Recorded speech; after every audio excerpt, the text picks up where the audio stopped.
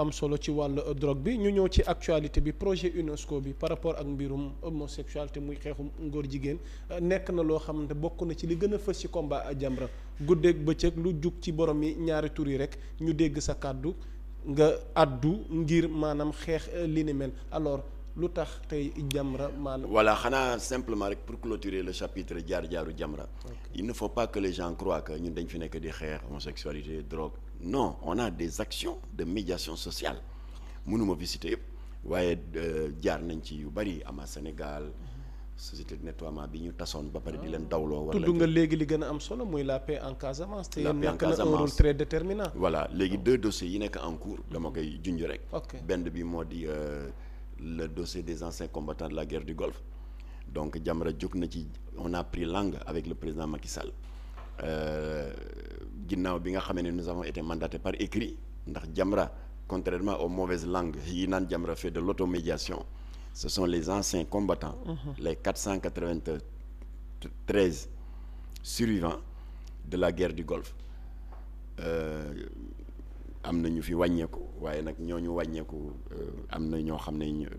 seen famille moo leen mandaté. ñooñu saisir par écrit sàkku si Jamra mu dox si tànku jàmm bref président Macky Sall boole ñu avec le ministre des forces armées Augustin Tine à l'époque dossier bi avancé ba primature le premier ministre Mohamed Boun Abdallah Dionne crée une commission technique dirigée par le général de brigade le général Amadou Anta Gueye. On m'a entendu comme dans un tribunal militaire j'ai apporté toutes mes preuves que xaalis bi ñëw na mais il y a eu détournement alors bref dossier bi retourné nañ ko auprès du président Macky Sall léegi nag moom en sa qualité de chef suprême des armées le dernier mot lui revient loolu Jamra nga koy dox. Actuellement Sénélec on avait licencié 700 et quelques personnes. À un moment donné syndicats yi am na lu ñu ci dox ba signé woon protocole. mais c'était resté lettre morte liggéeykat yi wëlbatiku saisir ñu encore une fois par écrit. ñu daal di jouer notre partition avant que Makhtar Cissé di joxe lenge yi jot na réintégré 200 ensuite 200 ensuite 93. Actuel DG bi Pape Mademba Bitèye il en a réintégré 15 donc sur les 700 licenciés nous en sommes à 508 réintégration alors yooyu Jamra nga koy dox waaye nit ñi yooyu yëpp ça les intéresse pas dañuy xaar rek. boo nee rangu rek ñu ne waaw Jamra daal waxi rangu rek lay wax. loolu na affaire na fekk la ñu koy def nañ ko bàyyi. ci la ñuy ñëw ñu tàmbali ko rek ak projet UNESCO bi. voilà ci maanaam intégré gi nga xamante ni boobu organisation bëggoon nañ intégré njàngalum maanaam tey jii nii ngóor jigéen ak nu ñuy sëyee ci njàngu gone yi. waa xam nga yàlla daf ñu dimbali ñun Jamra très tôt dañu sàmmonte ak loolu suñu maam bi ñu bokk ñun ñëpp ñu di ko wax Kocc Barma di faral di baamtu mooy magum waxoon naa ko. moo gën magum xamoon naa ko ndax boo xamee te waxoo mook dara yam alors en réalité et je prends à témoin tes confrères de la presse écrite am na déclaration bu leen Jamra jébbaloon en 2018 précisément le 17 février et on avait résumé un document signé par soxna suñuy wax madame Audrey Azoulay directrice générale de l'UNESCO mu jël document boobu daal di ko jébbal à tous les États, particulièrement les pays en développement qui bénéficient du concours financier de l'UNESCO avec pour objectif ne dañuy joyanti njàng mi ak jàngale mi xam nga loolu jàngalekat bu ko dégg wala père de famille bu ko dégg sa xel day rafet nga ne boo demee de dañu bëgg a taaral mathématique bi histoire bi ak géographie bi ak français yi waaye boo xuusee ci document bi leneen na fa ne nee nañ carrément éducation sexuelle et la santé de la reproduction à première vue nga ne peut-être dañuy jàngal xale yi la physiologie constitutive de l'homme ou de la femme waaye nga xuusaat ci document bi li Kocc di wax rek ku wax feeñ ñoom ñu daal di feeñ carrément ñu commencé naan xale yi war nañ leen di xamal yenn actes yi pour se procurer du plaisir personnel tel que masturbation aayul dem ba waxaat yeneen dérive langagière naan lu mel ni avortement effectivement war nañu may à la femme la possibilité de disposer de son corps et de décider quand est-ce qu'elle veut enfanter ou pas di avancer ba yàgg ndekete dafa am benn module étalé de 5 ans donc à la maternelle jaar par le cycle primaire secondaire jusqu'à 18-19 ans le cycle universitaire consistant à leur donner, soi-disant, de nouvelles ouvertures sur les notions de liberté parce que ñoom nee nañu autant xale yi war nañ leen xamal ne góor dafa am jigéen am waaye am na benn catégorie intermédiaire qui ne se reconnaît nii ci góor te gisul boppam tam ci jigéen UNESCO ne mooy ñooñu nga xam ne yaakaar nañu ne war nañ leen bàyyi ñu assumer seen àq ak seen yelleef en matière de liberté d'orientation sexuelle maanaam borom ñaari tur loolu la ñu signalé woon waaye nag sa benn naataango boo xam ne Jamra rek lay bañ a noyyi te bëgg éditorial dal di ñu kokkali cey Jamra waxati na Jamra 2 points ou l'art de tout enfler autrement dit Jamra moom raxasam day foq ndab buñ ko bëggee tënk ci wolof mais malheureusement 2 ans plus tard en 2020 l'histoire nous donne raison j'ai dit malheureusement ndax ñun bu doon suñu sago suñu wax ba ñu yëkkati woon en 2018 ndax saay waaye la réalité est là cette fois-ci UNESCO yónneewul lettre yónneewul bataaxal moo ñëwal boppam ay kàngamam ñoo fi ñëw organiser benn séminaire en partenariat avec le ministère de tutelle fii ci Saly Portugal alors bañ ko organiser à Saly ce qui s'est passé moo di dañu woo ay syndicats dal di leen impliqué ci affaire bi kon amoon na ay doomu Sénégal yi pare woon ngir ànd ak UNESCO ci ñu intégrer mbir mi ci njàngum xale yi voilà mais syndicats yi ñu impliqué nous devons d'emblée leur rendre hommage parce que seen posture ça a été déterminante pour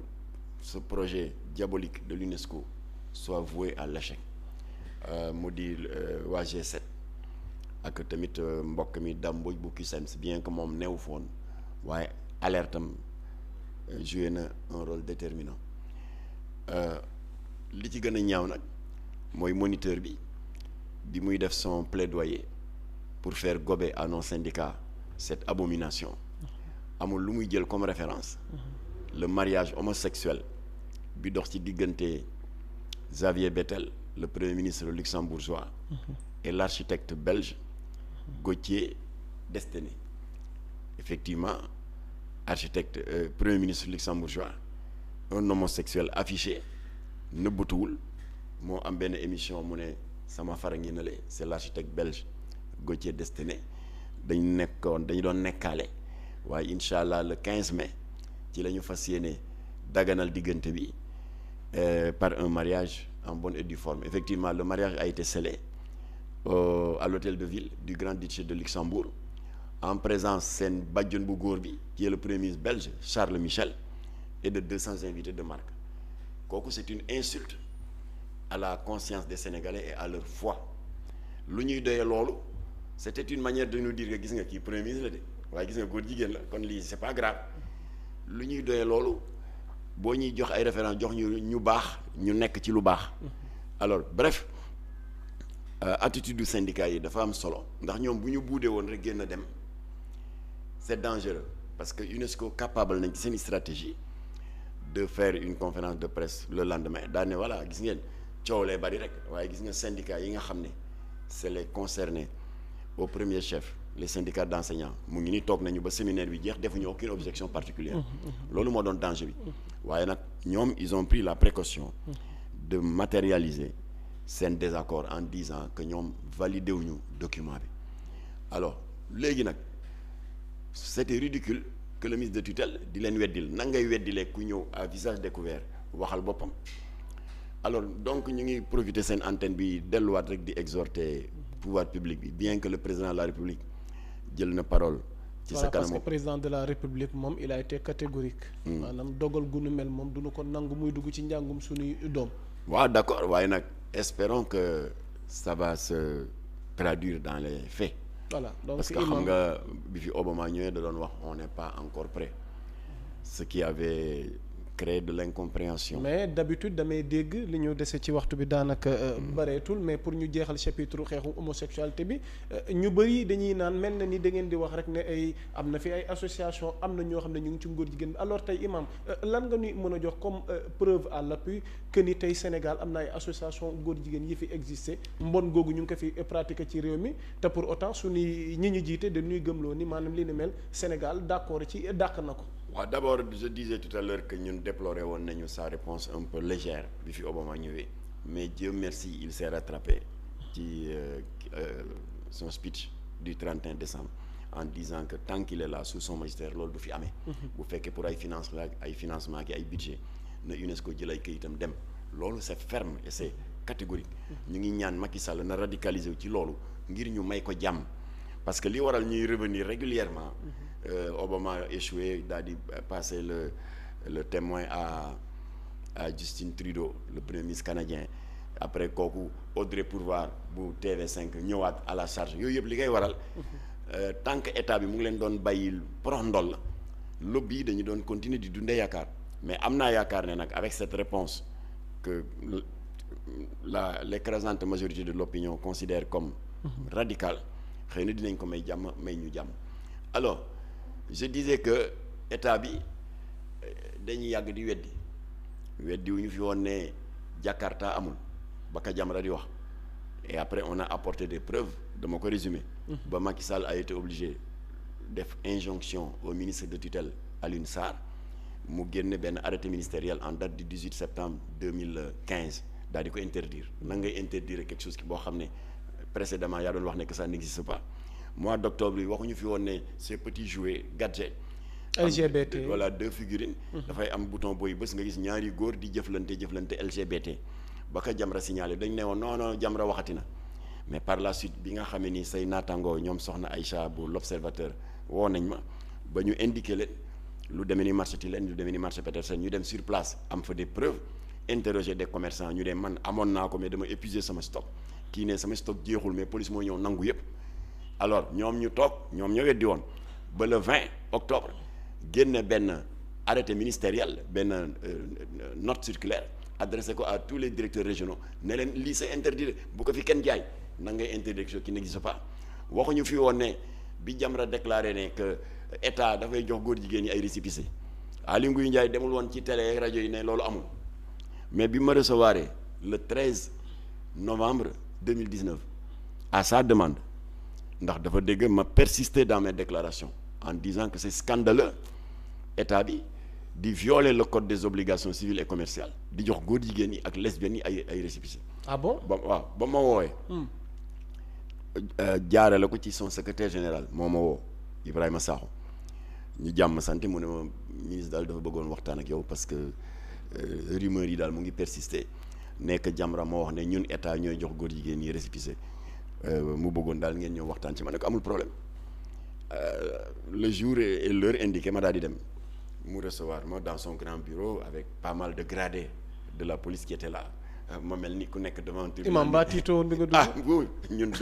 depuis 38 ans lu ne gis nañ ko. Ok on a eu un procès avec les francs-maçons ñooñu ils sont plus dangereux parce que dans certains pays dañ leen di assimiler à une organisation criminelle kon amul benn doomu aadama bu mën a fees suñu bët ma ne ko waaw nee nga yow le temps que nga nekk fii nee nga bientôt di nga fi am 3 ans. nee nga mosuloo jox góor jigéen récépissé bravo mais ñun Jamra du ñu particulariser du ñu personnaliser suñu combat dañu ne fii nga toog te mu tudd ministère de l'intérieur ci nguuru Ablaye Wade joxe nañu 9 récépissés ba Jamra ak Imam Mbaye Niang Oustaz Aliou Sall defoon benn marche fii ci buntu grande mosquée pour dénoncer ko ba alternance amee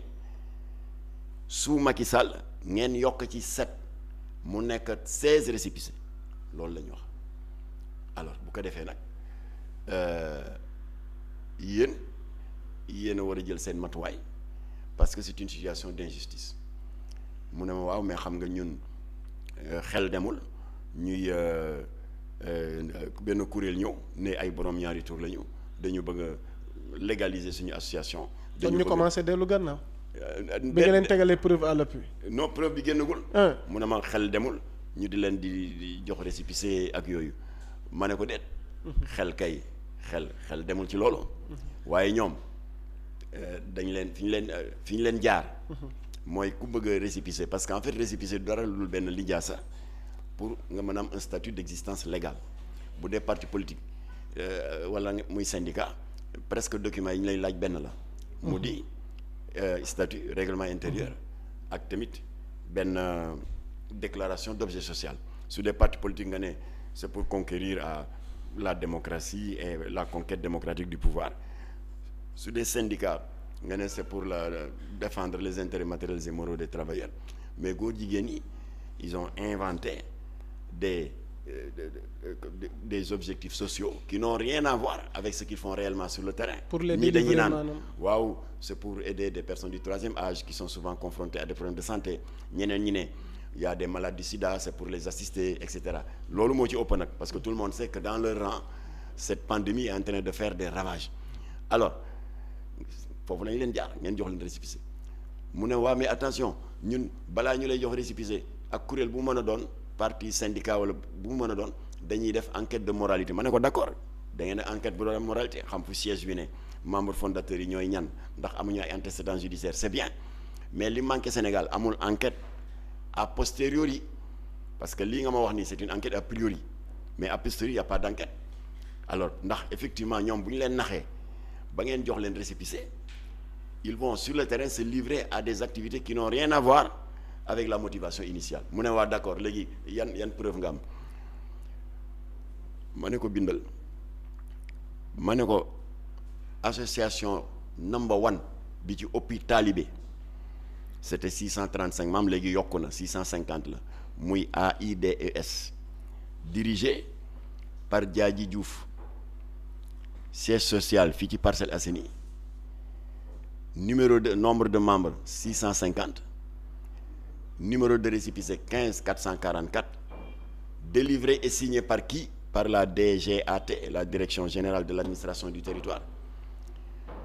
qui est une direction qui ne fait pas partie de l'organigramme de Sénégal. Est-ce que ci organigramme Jamra la bokk? Ci organigramme ministre de l'Intérieur la. Ma ne ko deuxième échantillon Prudence,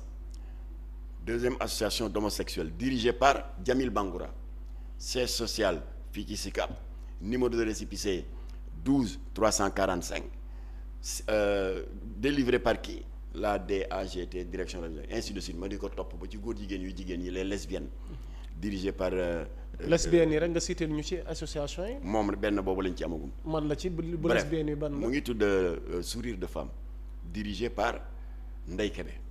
alors kooku tamit jox ngeen ko récépissé te amuñ ci droit alors ma ne ko kon nag ñun nous avons décidé de les combattre parce que injustice def si am injustice yi mooy d'abord dañuy def de fausses déclarations d'objet social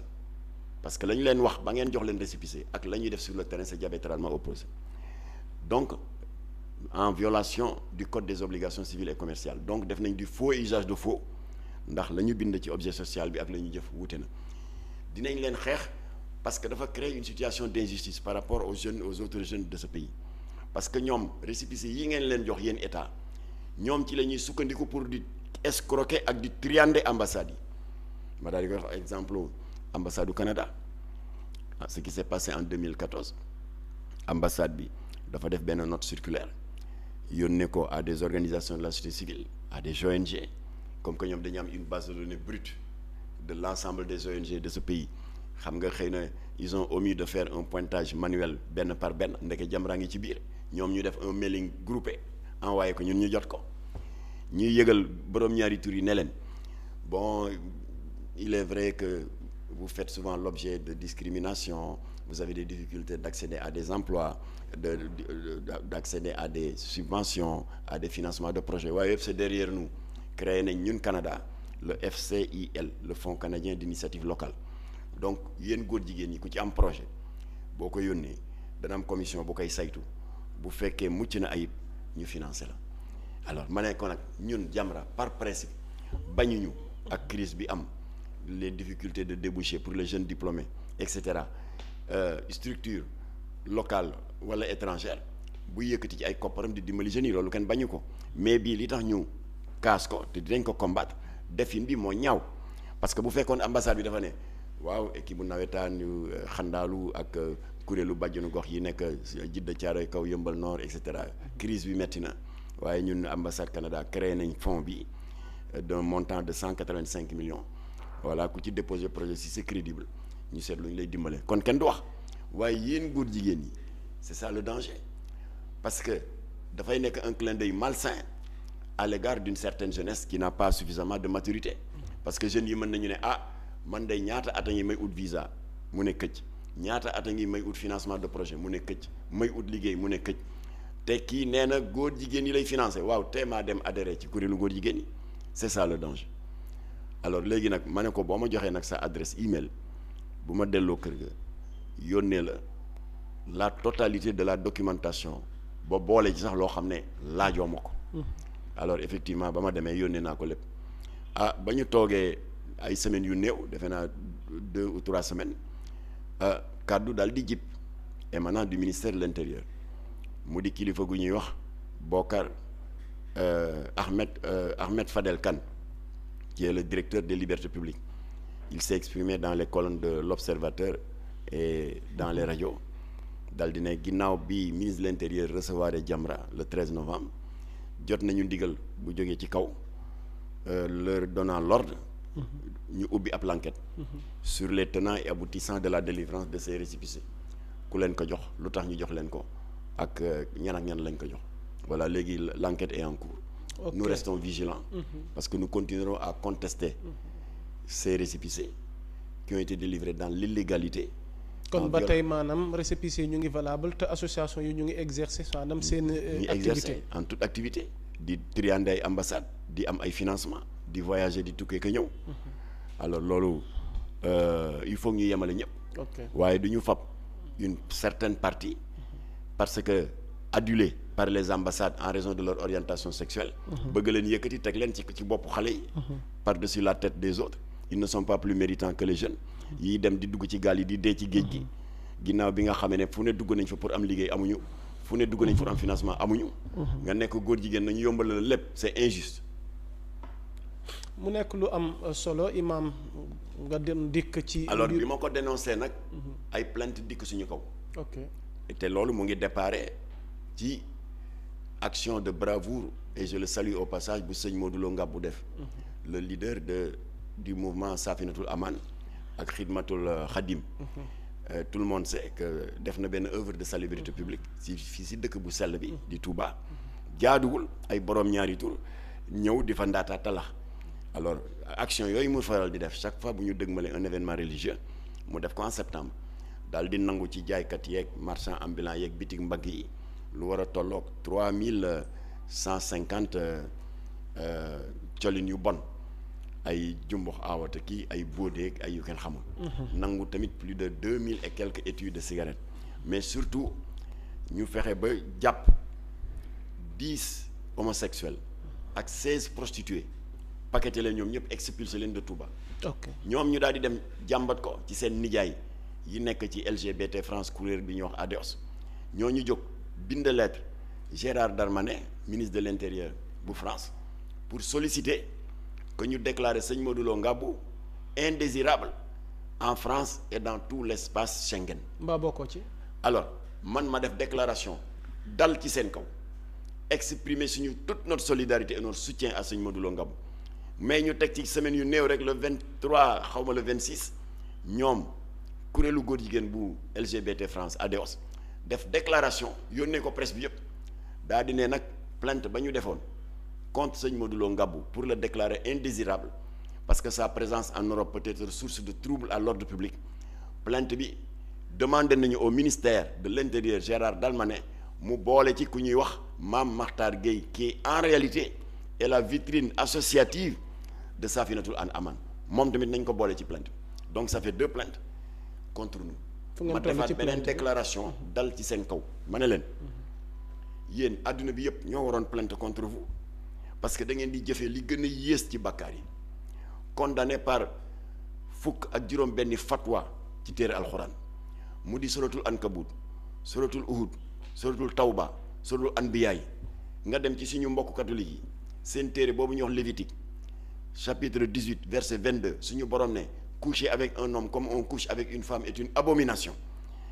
kon l'écrasante majorité des croyants de ce pays bëgguñu loolu législateur bi ñëw fekk si ñu daal di aménager le code pénal notamment article 319 alinéa 3 condamner les unions contre nature kii jële leen ci dëkk bii nga xam ne sëñ Touba nee na lii bu fii lu sell rek a fi war a am jaamu yàlla ak jàngal Alxuraan mu génne leen fi nettoyer dëkk bi ñu ñëw di ko jàmbat ci yéen ngeen jóg naan da ngeen di plaindre sëñ Modou Lo Ngabou ñun Jamra ñu ngi leen di yëgal ni solennellement du ñu nangu soldaaru l'islam bu day ni sëñ Modou Lo Ngabou ku ko manqué de respect rawatina nga di ko jébbal plainte góor jigéen voilà kon foofu lañ ci toll. def nañ ñoom seen xumbal ak seen fuural kenn faalewu leen. nous continuons notre action nous continuons notre travail di xeex contre ces contre-valeurs te am nañ yaakaar ne que nous sommes dans notre droit parce que France a ngi nii bu yàggul ministre de l'intérieur bu bees bi génn na benn texte daal di réactualiser le code civil français particulièrement la loi Pasqua de 1993 bi xaramal polygamie naturellement suñu ay compatriotes yu bari daf leen causer préjudice mais est-ce que Macky Sall def na ingérence naan leen non c'est pas normal parce que dafa respecter seen souveraineté le Sénégalais est respectueux de la souveraineté des autres ñun on a le droit de demander la réciprocité am nañu droit ñun itam ni code ni juge français bi def sukkandiku sur les réalités socioculturelles de ce pays ba xaramal polygamie ba daganal ngóor jigéen et le mariage pour tous le 17 mai 2013 alors ñun suñu législateur tam am na droit sukkandiku ci croyance yooyu ma la wax daal di nas la